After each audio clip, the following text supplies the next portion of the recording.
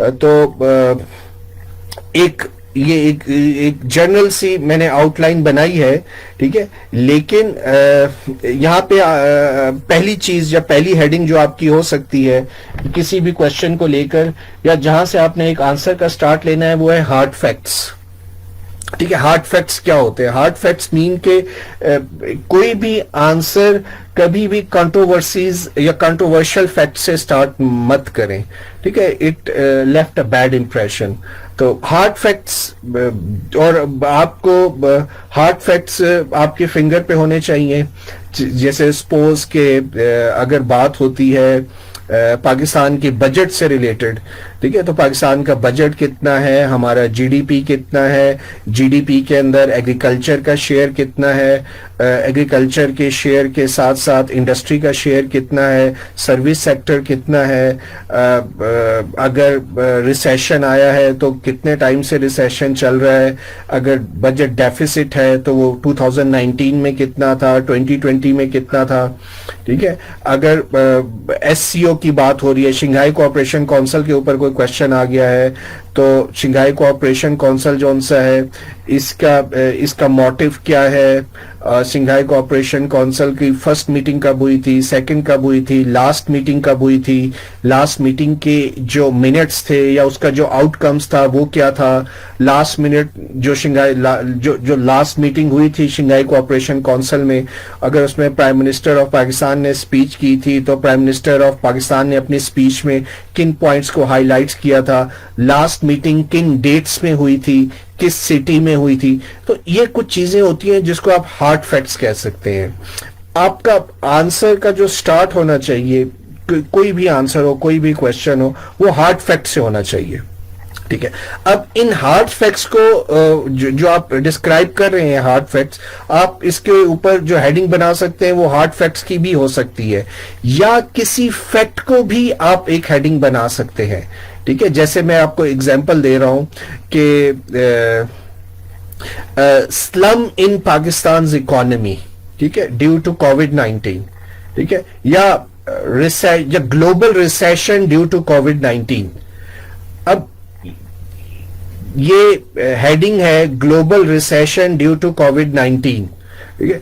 Basically इस heading में मैं हार्ड फैक्ट्स ही लिख रहा हूं, ठीक है। तो जो पहली आप जो आउटलाइन बनाए उसकी जो पहली हेडिंग होगी वो हार्ड फैक्ट्स होनी चाहिए, चाहे वो आप हार्ड फैक्ट्स का जो वर्ड है इस वर्ड को यूज कर ले, ठीक है, या फिर आप किसी हार्ड फैक्ट्स को लेके एक हेडिंग बना दे। जैसे मैंने एक हेडिंग बनाई कि ग्लोबल रिसेशन ड्यू टू कोविड-19, ठीक है। अब ये एक हेडिंग है लेकिन एक हार्ड फैक्ट को लेके मैंने हेडिंग बनाई है।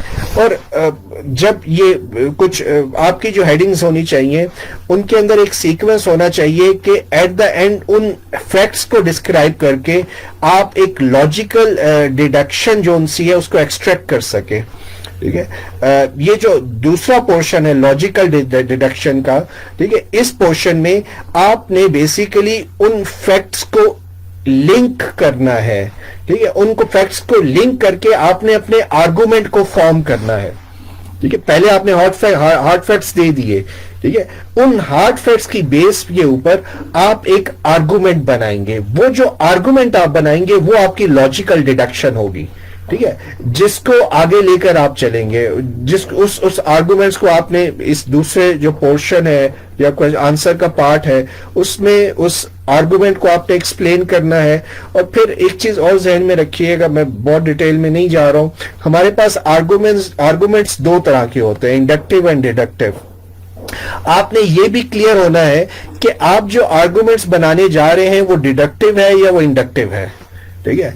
अगर आपने डिडक्टिव बनाया है तो जो डिडक्टिव आर्गुमेंट्स का क्राइटेरिया होता है उसको फॉलो करें। अगर आपने इंडक्टिव बनाया है तो इंडक्टिव आर्गुमेंट्स का जो क्राइटेरिया है उसको फॉलो करें। या अगर आपने डिडक्टिव आर्गुमेंट्स बनाए हैं तो आपके जितने आर्गुमेंट्स 2 या 3 या 1 वो सारे डिडक्टिव होने चाहिए। अगर आप इंडक्टिव बना रहे हैं तो सारे इंडक्टिव होने चाहिए। ऐसा नहीं होना चाहिए कि एक आर्गुमेंट्स आपका डिडक्टिव हो, एक आर्गुमेंट्स आपका इंडक्टिव हो। It reflect confuse state of mind कि एक आर्गुमेंट इंडक्टिव है, एक डिडक्टिव है। तो हार्ड फैक्ट्स के बाद अगली चीज जो एक स्टैंडर्ड आउटलाइन में आती है वो लॉजिकल डिडक्शन है। और लॉजिकल डिडक्शन के बाद आपका थ्योरेटिकल फ्रेमवर्क आएगा। ठीक है। अच्छा, यहां पे जो लॉजिकल डिडक्शन है, आप as it is logical deduction का वर्ड भी यूज कर सकते हैं, या आपने जो आर्गुमेंट बनाया अगर आप उसको 2-3 फ्रेज के अंदर एक्सप्लेन कर सके तो वो फ्रेजेस भी यूज कर सकते हैं। जैसे लॉजिकल डिडक्शन की जगह में मैं ये बात कर सकता हूं कि economic liberalism and ancient imperialism are same. ठीक है। अब ये एक आर्गुमेंट है कि जो इकोनॉमिक लिबरलिज्म है और जो एंशिएंट इंपीरियलिज्म था, ठीक है, दे बोथ आर सेम। ठीक है, ये एक आर्गुमेंट है, ये एक लॉजिकल डिडक्शन है। ठीक है, जो मैंने एक हार्ड फैक्ट्स की बेसिस के ऊपर एक्सट्रैक्ट की है। तो मैं चाहूं तो लॉजिकल डिडक्शन लिख दूं, या जो चीज मैंने डिडक्ट की है मैं उसको हेडिंग बना के लिख दूं। ठीक है। उसके बाद फिर आपका थ्योरेटिकल फ्रेमवर्क आता है। यहां पे आपने डिसाइड करना है कि आपने अपने आर्गुमेंट्स को थ्योरेटिकल पर्सपेक्टिव में एक्सप्लेन करना है। ये अब आपके ऊपर है कि आप एक थ्योरी यूज कर रहे हैं, 2 थ्योरीज यूज करते हैं, या आप 3 थ्योरीज यूज करते हैं। ठीक है। तो थ्योरेटिकल फ्रेमवर्क देना जरूरी है, लेकिन यहां पे मैं एक एक्सेप्शन भी है। लेकिन आईआर के अंदर समटाइम्स ऐसे क्वेश्चन आते हैं जो कि आईआर की नेचर या आईआर की डोमेन में फॉल नहीं करते, वो पॉलिटिकल साइंस के क्वेश्चंस होते हैं। ठीक है। IR specifically refers to inter state relation. ठीक है। और इसमें नैरो और ब्रॉडर व्यू दोनों आ जाते हैं। ठीक है। अब अगर एक क्वेश्चन है, ठीक है, जो बेसिकली एथनिसिटी से रिलेटेड है, ठीक है, या एक क्वेश्चन है जो कि रिलेटेड है पॉलिटिकल पार्टीज से। ठीक है, 2 पॉलिटिकल पार्टीज है, उनका रिलेशन है। अब 2 पॉलिटिकल पार्टीज का जो रिलेशन है उसको आपने वहां पे आईआर की थ्योरीज नहीं लगेंगी। आईआर की थ्योरीज हमेशा अप्लाई होंगी स्टेट या नॉन स्टेट एक्टर्स के बिहेवियर पे। ठीक है। हर पॉलिटिकल एंटिटी के ऊपर आईआर की थ्योरी अप्लाई नहीं होगी। ठीक है। अगर 2 पॉलिटिकल पार्टीज जैसे सपोज पीटीआई या पाकिस्तान पीपल्स पार्टी, ठीक है, इनकी जो पॉलिटिकल राइवलरी है वो क्वेश्चन उससे रिलेटेड क्वेश्चन है, तो इस तरह के क्वेश्चन में आप आईआर की थ्योरीज अप्लाई नहीं करेंगे। एक और मैं आपको टॉपिक बता दूं, जैसे सिविल मिलिट्री रिलेशन है। ठीक है। अब सिविल मिलिट्री रिलेशन से रिलेटेड कोई क्वेश्चन आ गया। अब सिविल मिलिट्री जो रिलेशन है ये पॉलिटिकल साइंस की डोमेन में फॉल करता है, ये आईआर की डोमेन में फॉल नहीं करता।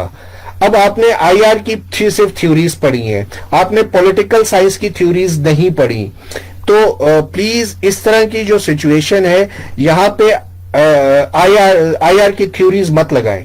जहां पे या तो पॉलिटिकल साइंस की थ्योरीज लगा दें, अगर आपको पॉलिटिकल साइंस की थ्योरी नहीं आती तो फिर ये थ्योरेटिकल फ्रेमवर्क की हेडिंग ना दें, आप अपने आर्गुमेंट्स को लेके ही आगे चलें।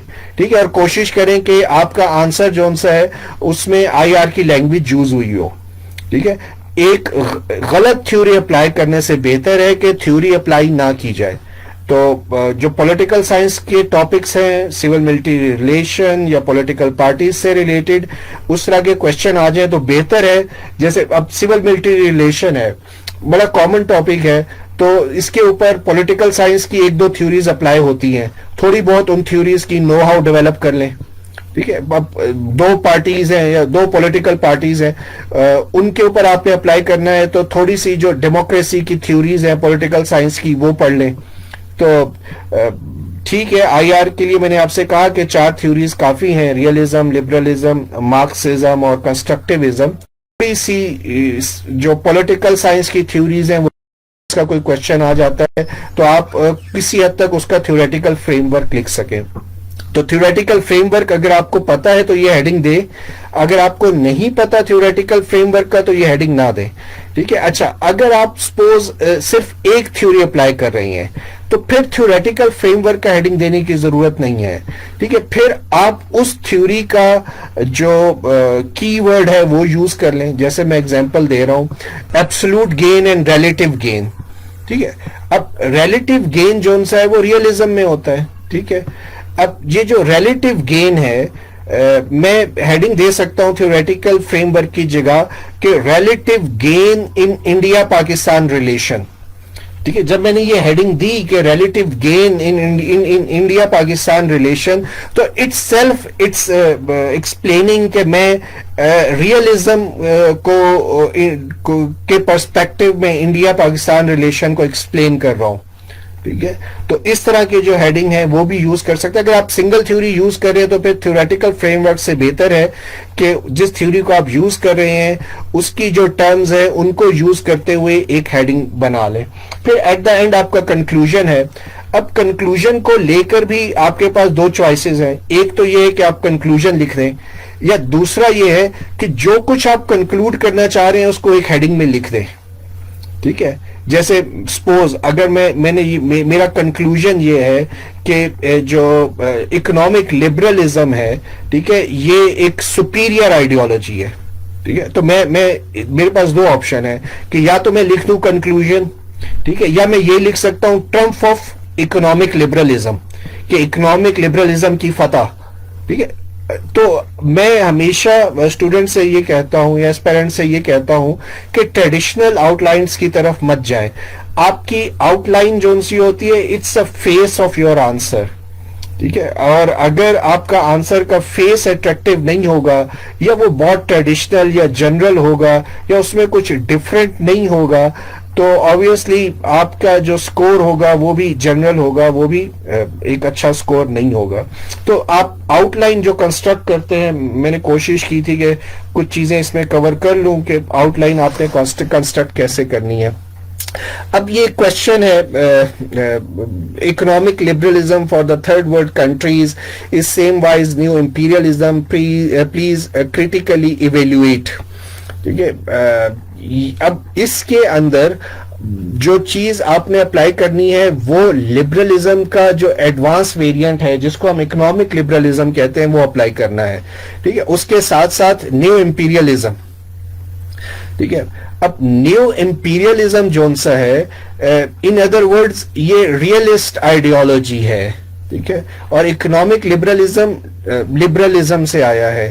ठीक है, अब यहां पे जब आप इस आंसर को अटेम्प्ट करेंगे, ठीक है, तो इसकी आउटलाइन या जो सी है, इसकी जो हेडिंग है वो क्या हो सकती है। मैं थोड़ा सा आप लोगों के साथ, सिर्फ मैं एक सैंपल के लिए ये क्वेश्चन लिया था, 2020 के एग्जाम में आया था। Economic liberalism for third world countries is same wise new imperialism, please critically evaluate। ठीक है, इसमें दो कॉन्सेप्ट्स हैं। अगर मैं जो मेरे पास इस वक्त की कॉन्सेप्ट्स हैं उनको मैं अंडरलाइन करूं तो एक इकोनॉमिक लिबरलिज्म है, कीवर्ड है, क्वेश्चन में आया है। फिर मेरे पास दूसरा कीवर्ड जो इस क्वेश्चन में आया है वो है थर्ड वर्ल्ड कंट्रीज। ठीक है, तीसरी दुनिया या डेवलपिंग कंट्रीज की बात हो रही है। ठीक है, फिर तीसरी चीज जो आई है वो न्यू इंपीरियलिज्म है। ठीक है, तीन मेजर कॉन्सेप्ट्स हैं, इनके दरमियान मुझे एक रिलेशनशिप एस्टैब्लिश करना है। ठीक है, तो अब मैं अगर हार्ड फैक्ट्स के ऊपर जाऊंगा तो पहले जो हेडिंग हो जाएगी मेरी, अब मैं हार्ड फैक्ट्स को एक्सप्लेन कर रहा हूं कि इकोनॉमिक लिबरलिज्म और थर्ड वर्ल्ड कंट्रीज का रिलेशनशिप मुझे एक्सप्लेन करना है कि इकोनॉमिक लिबरलिज्म और थर्ड वर्ल्ड कंट्रीज का क्या रिलेशनशिप है। तो पहली मेरी हेडिंग हो जाएगी economic liberalism, economic liberalism and third world country relations. ठीक है, या रिलेशनशिप कर लेता हूं। ठीक है, फिर इसी में मेरी दूसरी हेडिंग हो जाएगी new imperialism and third world countries. ठीक है, पहले economic liberalism and third world countries, फिर दूसरी हो जाएगी new imperialism and third world countries. अब ये दोनों हेडिंग्स में मैं हार्ड फैक्ट्स लिखूंगा। ठीक है, अब ये दोनों हार्ड फैक्ट्स जब मैंने एक्सप्लेन कर दिए, अब मैंने जाना है लॉजिकल डिडक्शंस की तरफ। लॉजिकल डिडक्शन में मैं जो चीज इस क्वेश्चन में पूछी गई है कि whether economic liberalism and new imperialism they both are same. ठीक है, अब यहां पे मैं अपना आर्गुमेंट लिखूंगा कि economic liberalism is a new form of new imperialism, या economic liberalism and new imperialism both are same. ये मेरा आर्गुमेंट है। ठीक है, ये लॉजिकल डिडक्शन की जगह मैं ये हेडिंग दूंगा, इसको मैं प्रूफ करूंगा। ठीक है, फिर मैं थ्योरेटिकल पर्सपेक्टिव की तरफ चला जाऊंगा।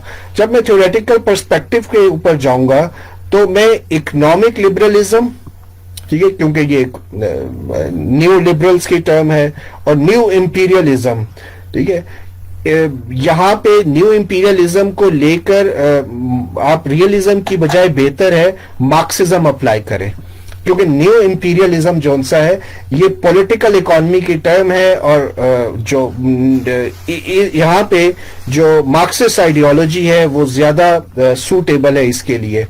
ठीक है, तो मैं यहाँ पे बात कर सकता हूँ, जब थ्योरेटिकल फ्रेमवर्क में जाऊंगा, नॉर्थ साउथ गैप की। ठीक है, नॉर्थ साउथ गैप, या मैं बात कर सकता हूं gap between have and have nots. ठीक है, या बात कर सकता हूं अनफेयर डिस्ट्रीब्यूशन ऑफ वेल्थ। ठीक है, तो इस तरह अब ये जब मैं अनफेयर डिस्ट्रीब्यूशन ऑफ वेल्थ की बात कर रहा हूं, या मैं north south, specifically north south gap की, ठीक है, नॉर्थ साउथ गैप के अलावा भी एक मार्क्सिज्म के अंदर कॉन्सेप्ट है, उसको हम कहते हैं कोर पेरिफेरी रिलेशनशिप। ठीक है, अब मैं core periphery relationship north south gap की बात करता हूं तो इसका मतलब यह है कि मैं अंडरस्टूड है कि थ्योरी अप्लाई कर रहा हूं यहां पे मार्क्सिज्म की। ठीक है, तो सिर्फ मैं थ्योरेटिकल फ्रेमवर्क की जगह हेडिंग दे सकता हूं नॉर्थ साउथ गैप, ठीक है, एंड डेवलपिंग कंट्रीज। और जो कंक्लूजन है, ठीक है, कंक्लूजन में मैं ये ड्रॉ कर सकता हूं कि economic liberalism is an obstruction, economic liberalism is an obstruction in progress of a developing countries। ठीक है, तो इस तरह का कंक्लूजन ड्रॉ कर सकता हूँ। कंक्लूजन की बजाय मैंने एक स्टेटमेंट लिख दी, ठीक है, और उसके नीचे मेरा सारा कंक्लूजन आ सकता है। तो ये एक मैंने सैंपल क्वेश्चन दिया था कि अगर आपने इसकी आउटलाइन बनानी है तो आप लोग इसकी आउटलाइन कैसे बनाएंगे। फिर कुछ चीजें हैं मैं चाहता हूं कि आप लोगों को पता हो जब आप पेपर अटेम्प्ट कर रहे हो। मोस्टली आईआर का जो एक सब्जेक्टिव क्वेश्चन होता है, उस सब्जेक्टिव क्वेश्चन के अंदर जो आप मैक्सिमम मार्क्स ऑब्टेन कर सकते हैं वो 16 है।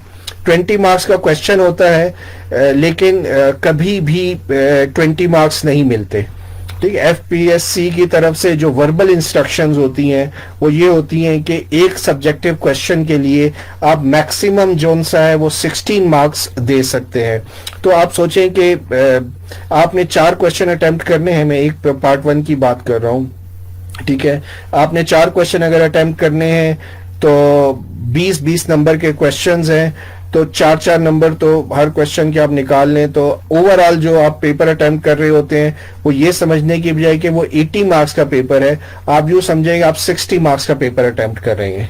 ठीक है, अब अगर आपने 60 मार्क्स का पेपर अटेम्प्ट करना है और आपने 40 प्लस एटलीस्ट स्कोर करना है, ठीक है, तो उसके लिए आपके जितने क्वेश्चन हैं, ठीक है, वो इक्वली गुड अटेम्प्ट होने चाहिए।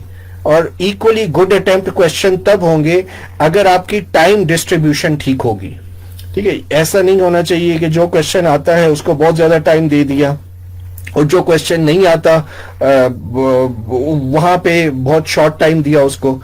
अगर आपका एक क्वेश्चन भी, क्योंकि मैंने आया के पेपर चेक किए हैं, मैं एग्जामिनर रहा हूं तो मुझे आइडिया है, मोस्टली ऐसा होता है कि कुछ स्टूडेंट्स होते हैं उनके पहले 2 क्वेश्चन बड़े इंप्रेसिव होते हैं और उसमें वो अच्छा स्कोर करते हैं, तीसरा एवरेज होता है, चौथा बिलो एवरेज होता है और इवेंचुअली वो फेल हो जाते हैं। ठीक है, तो आपने चारों क्वेश्चन अटेम्प्ट करने हैं इक्वली गुड। ठीक है, और इक्वली गुड तब होंगे अगर आपकी टाइम डिस्ट्रीब्यूशन प्रॉपर है। ठीक है, और आपका जो स्टार्ट और कंक्लूजन है वो बहुत मैटर कर रहा होता है। ये बात यहां लिखवा लें कि जितना एग्जामिनर के ऊपर प्रेशर होता है आईआर के पेपर को लेकर और जितने ज्यादा वो पेपर होते हैं, प्रैक्टिकली किसी एग्जामिनर के लिए पॉसिबल नहीं है कि वो आपका आंसर फुली रीड करे। ठीक है, मोस्टली सीएसएस के पेपर को इवेल्युएट करना आसान होता है क्योंकि एग्जामिनर को पता होता है कि उसने 97%, 98% स्टूडेंट्स को फेल करना है। ठीक है, एक जो बंडल होता है 100 पेपर्स का, उस बंडल में से 2 या 3 स्टूडेंट पास होते हैं और बाकी जो 97 98 स्टूडेंट्स होते हैं फेल होते हैं। जब एक एग्जामिनर ने माइंड बनाया हुआ है कि जो पेपर मेरे पास आया है 97% प्रोबेबिलिटी ये है कि मैंने इसको फेल करना है, ठीक है, तो आपका स्टार्ट अगर इंप्रेसिव नहीं है तो एग्जामिनर समझ जाएगा कि इसको 100% फेल करना है, ठीक है, और वो आप वो मतलब वो बॉदर नहीं करेगा कि वो आपका जो बाकी पोर्शन है उसके ऊपर उसको पढ़ के उसके ऊपर अपना टाइम वेस्ट करे।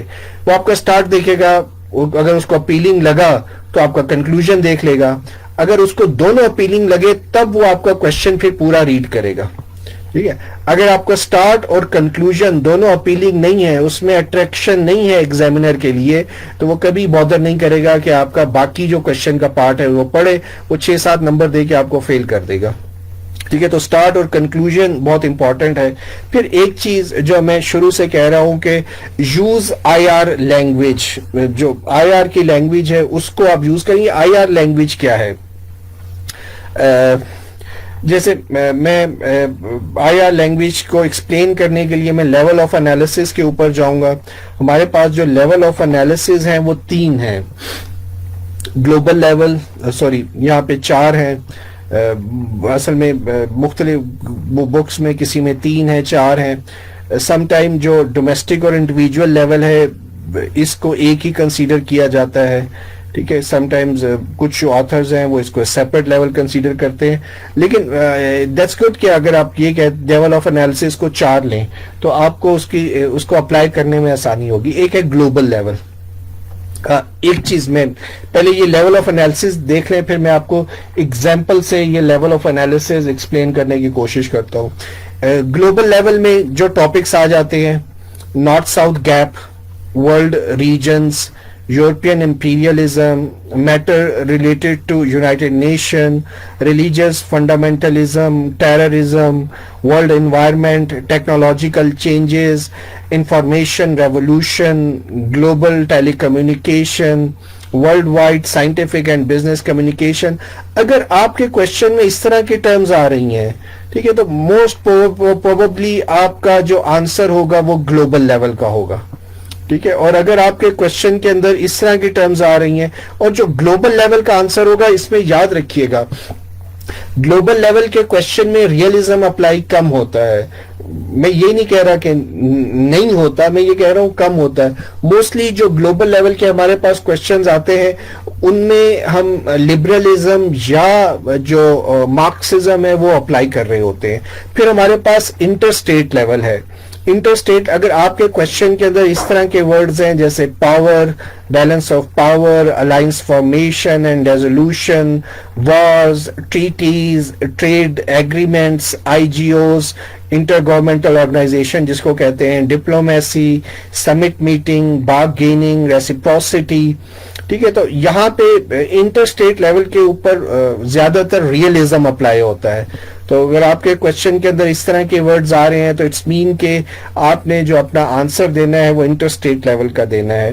फिर हमारे पास डोमेस्टिक लेवल है, उसके अंदर जो कॉन्सेप्ट ज्यादा यूज होते हैं उनमें नेशनलिज्म है, एथनिक कॉन्फ्लिक्ट है, टाइप ऑफ गवर्नमेंट है, डेमोक्रेसी है, डिक्टेटरशिप है, डोमेस्टिक कोलिजन्स है, पॉलिटिकल पार्टीज एंड इलेक्शन है, पब्लिक ओपिनियन है, जेंडर है, इकोनॉमिक सेक्टर एंड इंडस्ट्रीज है, मिलिट्री इंडस्ट्रियल कॉम्प्लेक्स है, foreign policy, bureaucracies and foreign policy related issues हैं।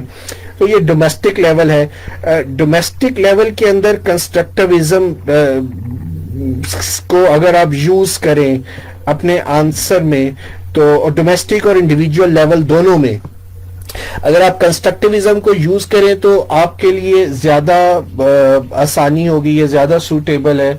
या जो डोमेस्टिक और इंडिविजुअल लेवल होता है, फिर इसमें ज्यादातर जो पॉलिटिकल साइंस की थ्योरीज हैं वो अप्लाई होती हैं, सिविल मिलिट्री रिलेशन जिसको मैंने पहले भी, या इस तरह के जो बाकी चीजें हैं, तो थोड़ी बहुत जो पॉलिटिकल साइंस की थ्योरीज हैं उनके ऊपर भी आप ग्रिप बना सकते हैं। फिर हमारे पास इंडिविजुअल लेवल है जिसमें ग्रेट लीडर्स हैं, क्रेजी लीडर्स हैं, डिसीजन मेकिंग प्रोसेसेस हैं, साइकोलॉजिकल परसेप्शन है, असैसिनेशन ऑफ समवन है, सिटीजन्स पार्टिसिपेशन है जिस वोटिंग में, वॉर में या किसी रिवोल्ट में। ठीक है, तो ये इंडिविजुअल लेवल है और इसमें ज्यादातर हम कंस्ट्रक्टिविज्म यूज करते हैं।